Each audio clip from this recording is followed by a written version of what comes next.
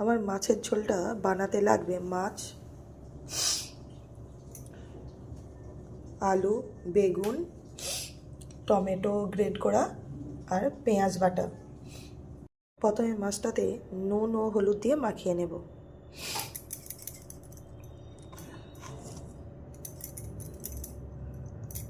নুন দিয়ে দিয়েছি, এবার দেব হলুদ।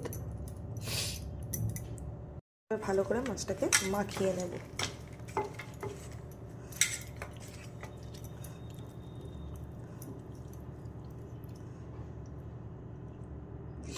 সমস্ত মাছেতে নুন হলুদ মাখিয়ে নিয়েছি। আমি মাছের ঝোলটা আজকে করছি কাতলা মাছ দিয়ে। আপনারা চাইলে এটা রুই মাছ দিয়েও করতে পারেন, রুই মাছেতেও খুব সুন্দর লাগে। প্রথমে কড়াতে তেল দিয়ে দেব। তেলটা গরম হলে তাতে দিয়ে দেব মাছ। প্রথমে মাছগুলোকে ভেজে তুলে নিতে হবে।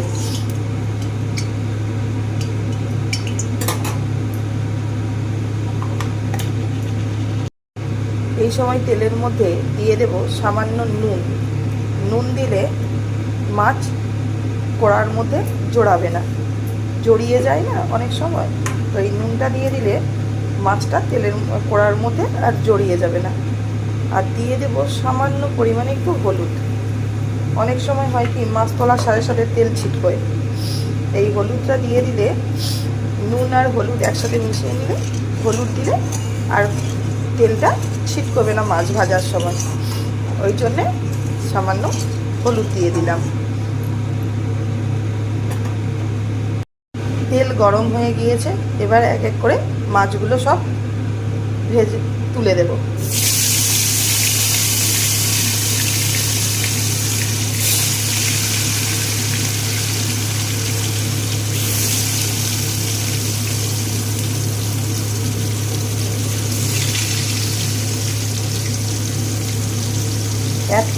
একসাথে সমস্ত মাছ দিয়ে ভাজবো না, পাটে পাটে মাছগুলো ভেজে তুলে নেব।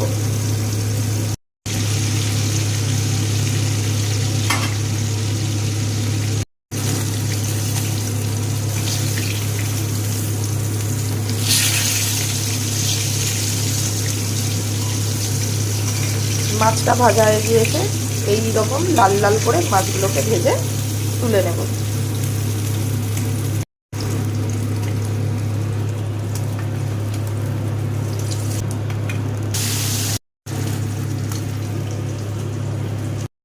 সমস্ত মাছকে ভেজে তুলে নিয়েছি। দেখুন লাল লাল করে, এইভাবে লাল লাল করে মাছগুলোকে ভেজে নিতে হবে। এইবার কড়ার মধ্যে যে তেল রয়েছে ওই তেলের মধ্যেই আমি ভেজে নেব আলু। সমস্ত আলু দিয়ে দিয়েছি।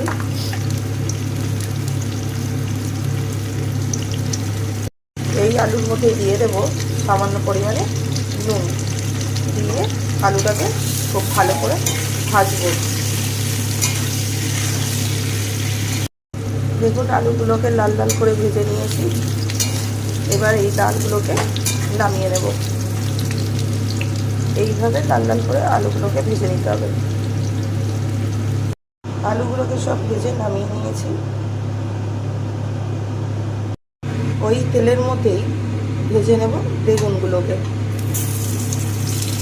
বেগুনগুলোকে হালকা করেই ভেজে নেব।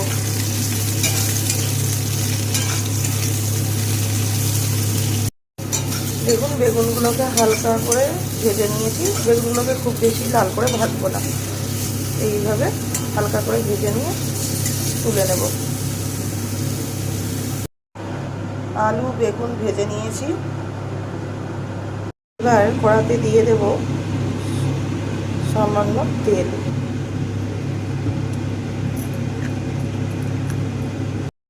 দেব দুটো শুকনো লঙ্কা, মাঝখান থেকে ফাটিয়ে নিয়েছি। এর সাথেই দিয়ে দেব সামান্য জিরে ফোড়ন।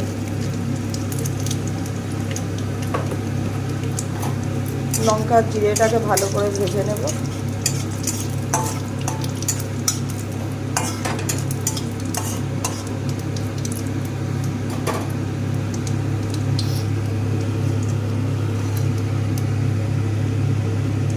লঙ্কা ও জিরে ভাজা ভাজা হয়ে গিয়েছে, এবার এর মধ্যে দিয়ে দেবো কুচনো পেঁয়াজ।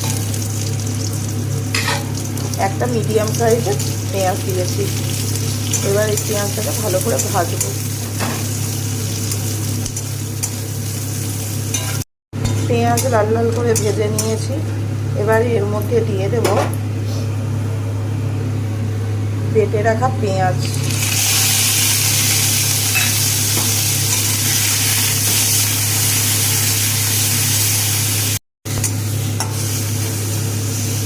পেঁয়াজ বাটাটাকে দিয়ে ভালো করে ভাজবো।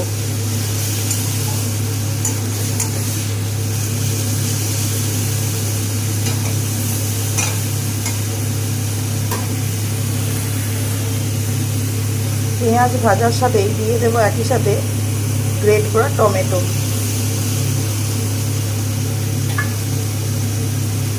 দিয়ে পেঁয়াজ আর টমেটোটাকে ভালো করে কষাবো।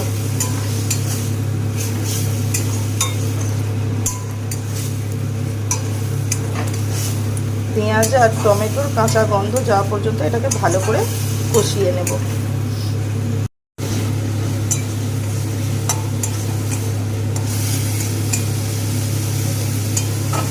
পেঁয়াজ আর টমেটো থেকে জল শুকিয়ে গিয়েছে, দেখুন হালকা হালকা তেল সেপারেট হচ্ছে।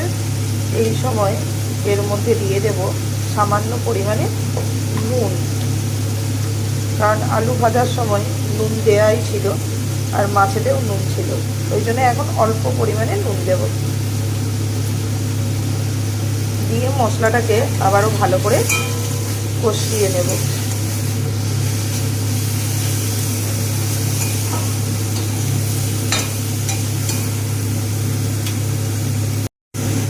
মশলা থেকে তেল হালকা হালকা সেপারেট হচ্ছে। এবার এই সময় দিয়ে দেব হলুদ গুঁড়ো, দেব জিরে গুঁড়ো, দেব ধনে গুঁড়ো, আর দেব কাশ্মীরি রেড চিলি পাউডার।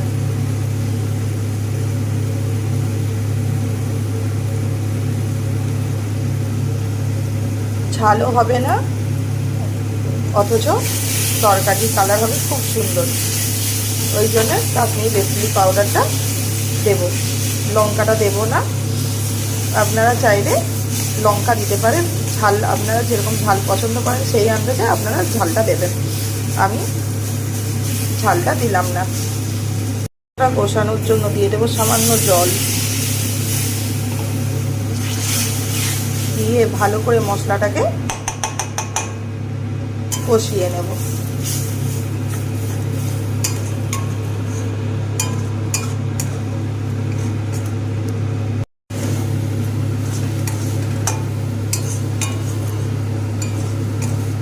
মশলাটাকে ভালো করে কষিয়ে নিতে হবে।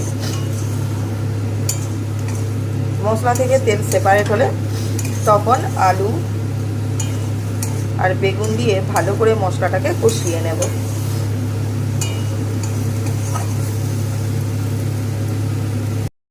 দেখুন মশলা কষানো হয়ে গিয়েছে, হালকা হালকা তেল সেপারেট হচ্ছে। এর থেকে বেশি আর মশলাটাকে কষিয়ে নেব না, কারণ মশলা বেশি কষানো হয়ে গেলে আবার মশলার স্বাদ তেতো হয়ে যেতে পারে।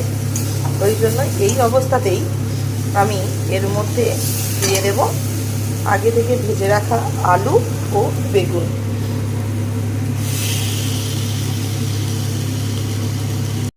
আলু বেগুন দিয়ে দিয়েছি, এবার ভালো করে মশলার সাথে কষিয়ে নেব।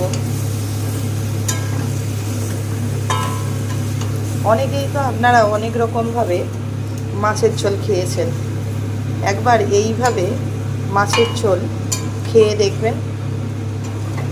আপনারা গরম গরম ভাতের সাথে এই রকম মাছের ঝোল আপনারা এক নিমেষে এক থালা ভাত খেয়ে নেবেন। এই মাছের ঝোলটা এতটাই সুস্বাদু হয় আর এতটাই সহজ পদ্ধতিতে কত সহজে বানিয়ে ফেলা যায় এই মাছের ঝোল, আর এতটাই সুস্বাদু ও লোভনীয় দেখতেও লাগে, সেটাই আজকে আপনাদেরকে করে দেখালাম। আপনারা তো অনেকেই অনেক রকমভাবে মাছের ঝোল খেয়েছেন, একবার এইভাবে অবশ্যই বাড়িতে ট্রাই করে দেখবেন। আমার মশলা আলুর সাথে সুন্দরভাবে কষানো হয়ে গিয়েছে। এবার এর মধ্যে দিয়ে দেব পরিমাণ মতো জল। দেখুন এখনই কত সুন্দর লেগেছে দেখতে। এবার দিয়ে দেব জল।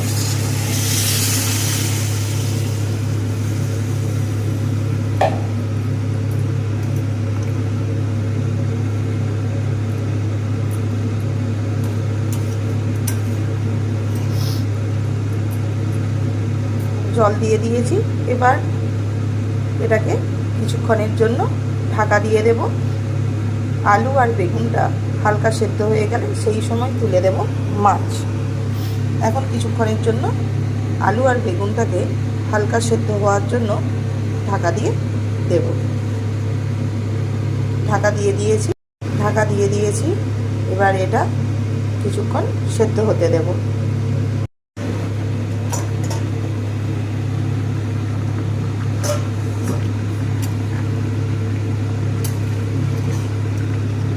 ঢাকা খুলে নিয়েছি।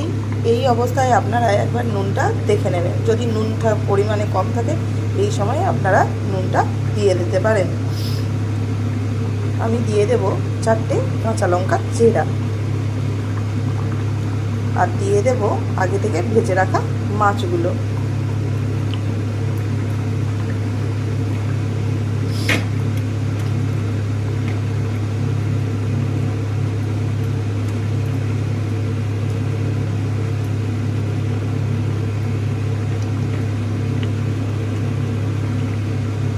সমস্ত মাছ দিয়ে দিয়েছি। এবার আমি নুন দেখে নিয়েছি, আমার নুন একদম ঠিক রয়েছে, এই জন্য আমি এক্সট্রাভাবে কোনো নুন অ্যাড করলাম না। আপনারা যখন বাড়িতে ট্রাই করবেন, যদি নুন কম থেকে থাকে এই সময় আপনারা নুনটা দিয়ে দেবেন। মাছ দিয়ে দিয়েছি। এবার এটাকে আবারও ঢাকা দিয়ে দেব। এই সময় গ্যাসের দমটা একবার মিডিয়াম টু লোয়েতে রাখবো।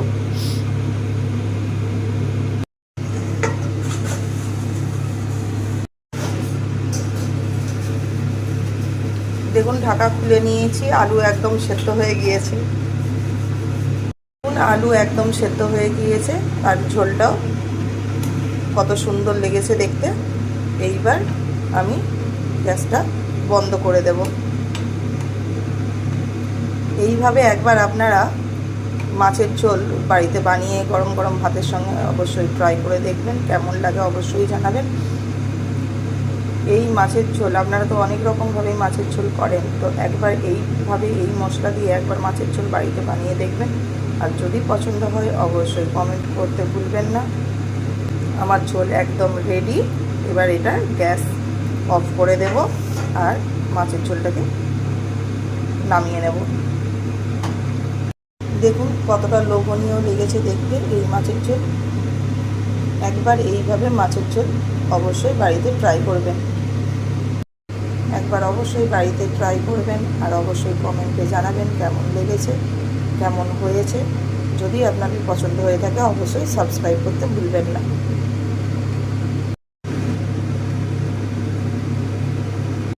আর এই মাছের ঝোল একবার বানালে বারবার সবাই খেতে চাইবে। একবার দেখুন কতটা সুন্দর লেগেছে আর কতটা লোভনীয়।